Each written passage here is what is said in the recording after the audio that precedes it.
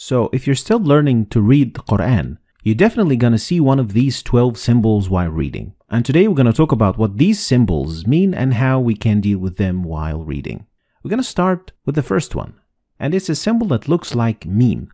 And it means you must stop while reading. Otherwise, the meaning of the ayah or the verse will change. So in this example, you should stop at the symbol by reading إنما يستجيب الذين يسمعون والموتى يبعثهم الله ثم إليه يرجعون. So we have to stop at the symbol of meme. Next is the symbol of la, and it is the exact opposite, which means you can't stop. Like in this example. ما أنفقوا منا ولا أذى لهم أجرهم عند ربهم. So you can't stop here, and especially you can't start reading from after the sign. The three-dotted symbol means you can't stop at either of them, but you have to stop at one and not the other. So in the second ayah of Surah Al-Baqarah, you are allowed to stop at the first one by reading ذَلِكَ الْكِتَابُ لَا رَيْبَ فِيهِ هُدًى لِلْمُتَّقِينَ, or by stopping at the second one by reading ذَلِكَ الْكِتَابُ لَا رَيْبَ فِيهِ هُدًى لِلْمُتَّقِينَ. Next is the symbol that looks like the word sil, and it means you better keep going. We could basically compare it to 70% go, 30% don't go, and it means that it is better to keep reading. Like in the example, كَلَّا لَيُنبَذَنَّ فِي الْحُطَمَةِ. Next is the symbol of qil, which is the exact opposite of sil. And it means it is better to stop. So 70-30% to stop or to go. Like the example, وَأَيَّدْنَاهُ بِرُوحِ الْقُدُسِ أَفَكُلَّمَا جَاءَكُمْ رَسُولٌ. So it is better to stop at the sign. Next is the sign of Jim. And Jim gives you 50-50 percentage of going on stopping. They are equally the same.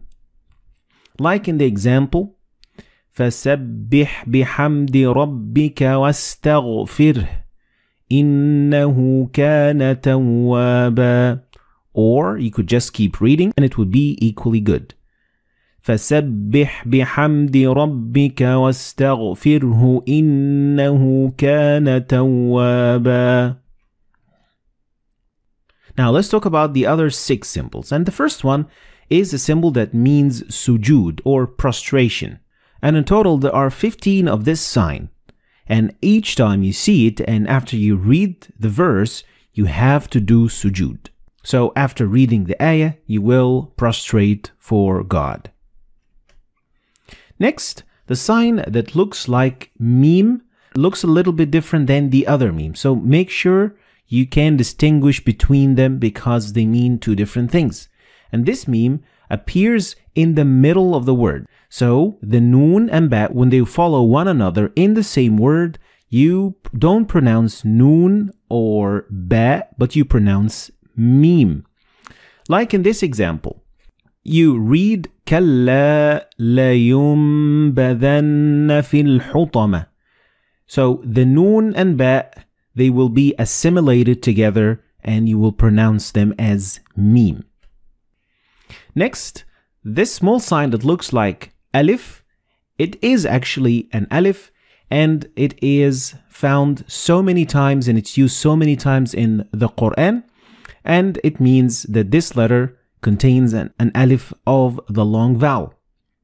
So you would read ثم استوى إلى السماء فسواهن سبع سماوات.